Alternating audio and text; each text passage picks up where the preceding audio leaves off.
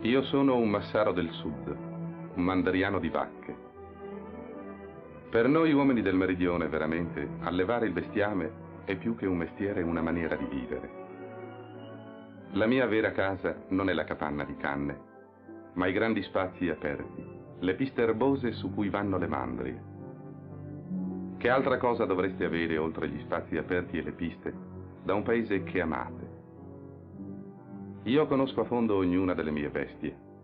I mandriani affermano che c'è un solo modo per poter dire di amarle, oltre quello di cercare per loro dei pascoli verdi e dell'acqua da abbeverare.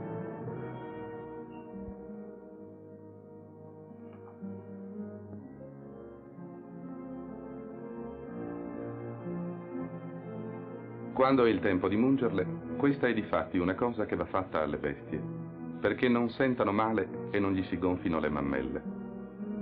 Le vacche non sono animali che abbiano qualità straordinarie. Noi tuttavia abbiamo con loro un buon legame di vita. E perché si dovrebbe lasciare le bestie che urlano nelle stalle o all'aperto, gonfie dentro, e senza che possano far nulla per se stesse, per evitarsi di sentire il male?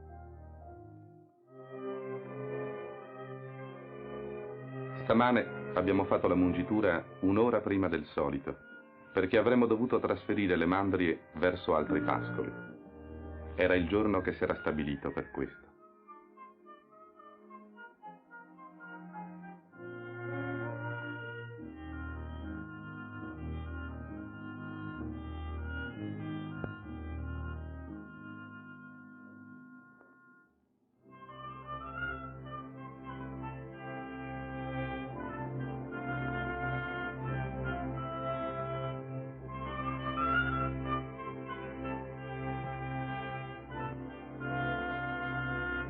Un mandriano aveva già aperto il recinto dei vitelli,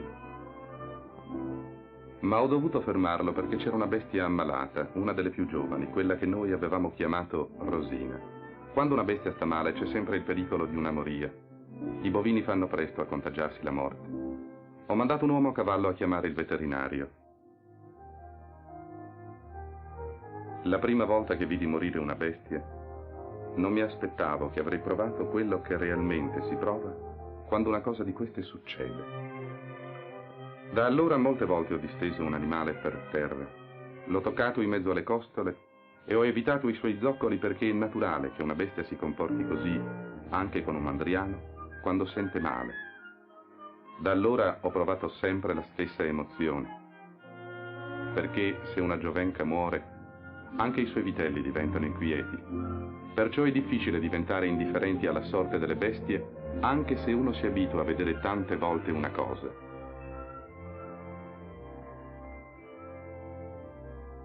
Quando il veterinario è venuto si è levato la giacca. Gli uomini erano chiusi in un ostinato mutismo. La bestia non si agitava più. Aveva le gambe tirate e il collo lento. Ma quando gli animali sono quieti sono senza fiato e agli estremi. Essi hanno i nervi delle gambe tanto sensibili e tesi che talvolta scattano anche dopo la morte.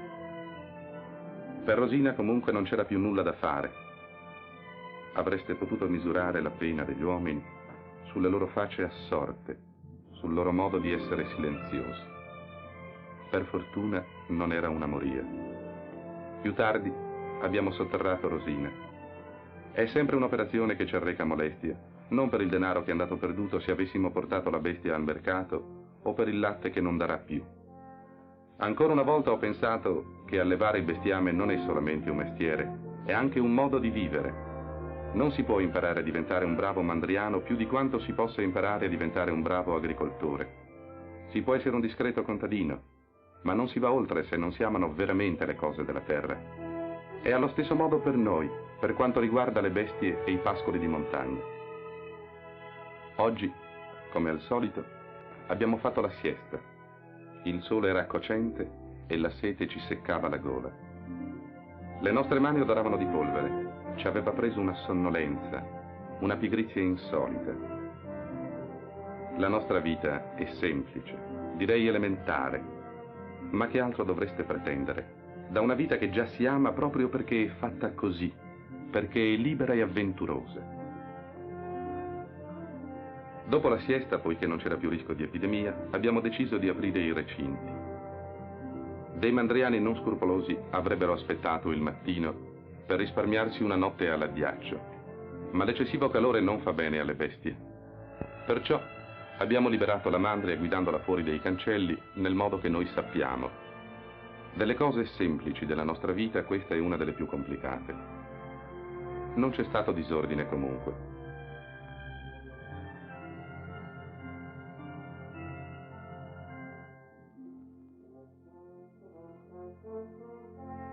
In breve i mandriani si sono avviati.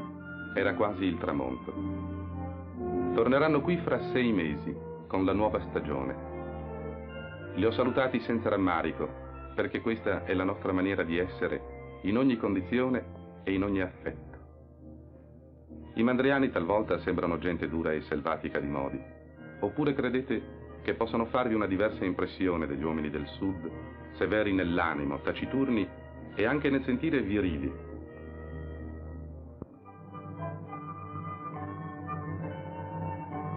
Sono trascorsi pochi istanti e i mandriani sono già lontani. Andranno oltre i torrenti, al limite delle boscaglie.